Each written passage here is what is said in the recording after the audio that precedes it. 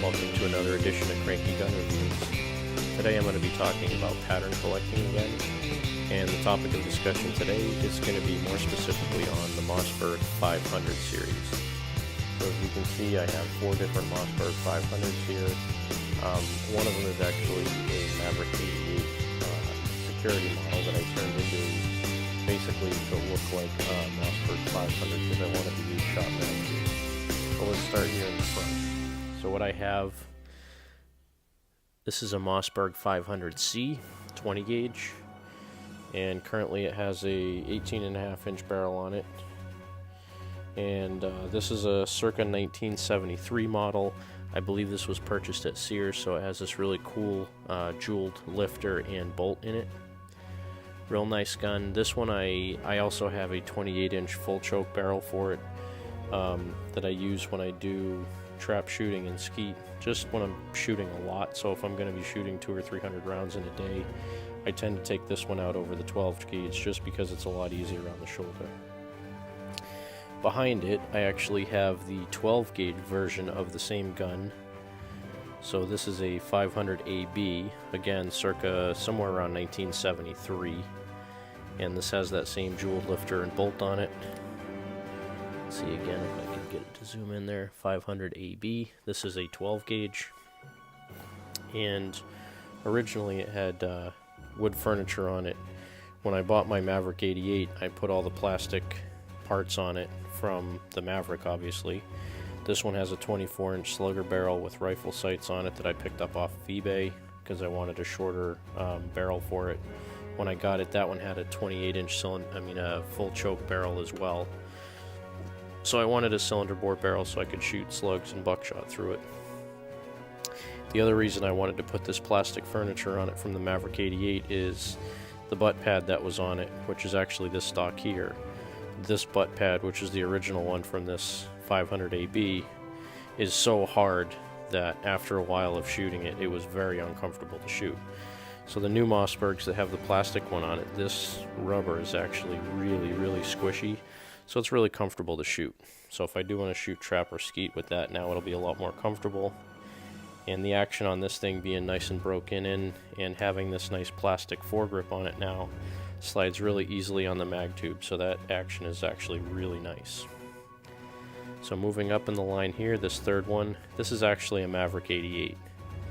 And it has wood furniture on it because I always wanted a old police riot gun with an 8-shot or 7-shot mag tube, 8-shot capacity in wood, and you can buy them with the plastic furniture on it for $200. So this one I just bought, it was brand new out the door, $200, and it came with this plastic furniture on it.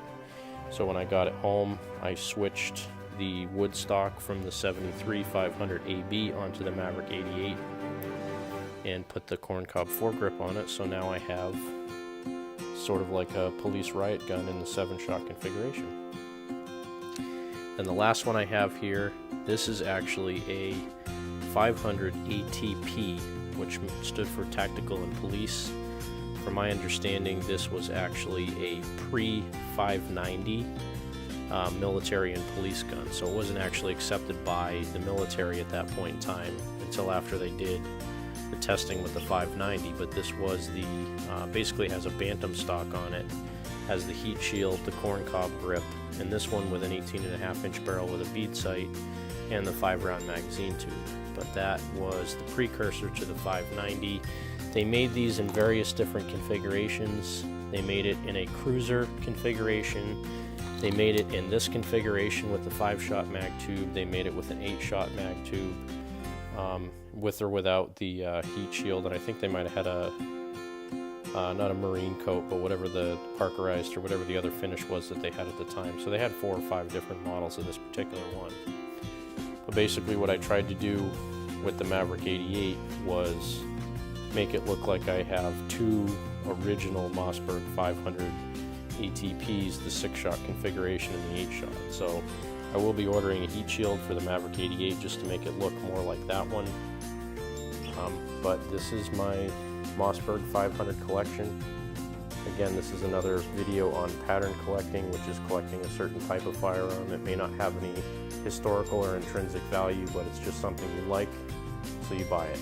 And the main reason why I have 4 of the same gun, I've had extremely good luck with these. You know, and I get a lot of people saying, oh, why don't you buy a Winchester 870, or when are you going to get a semi-automatic? But I've also had people at skeet shooting basically say that they couldn't believe how fast I can pump my 20 gauge and hit the double shots. So I don't need a semi-automatic.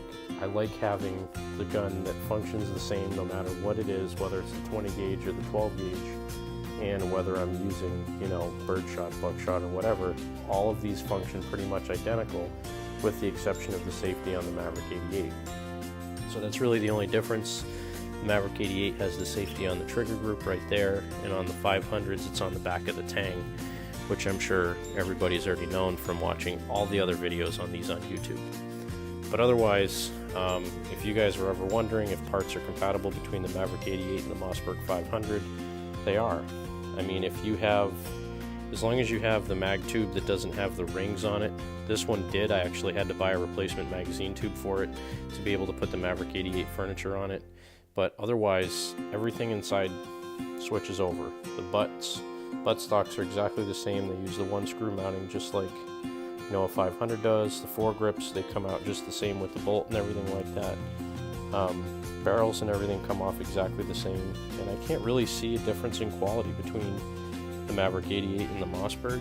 I mean, the internal components, the bolt, the lifters, and all that stuff, they're almost identical. I mean, you can swap the parts back and forth. The only thing you can't do, if you put a trigger group from a Mossberg 500 into a Maverick 88, there might be some misalignment, and you're not going to have a safety on it, because the back of the Maverick 88 does not have a spot for the tank safety, and the internal components are a little bit different.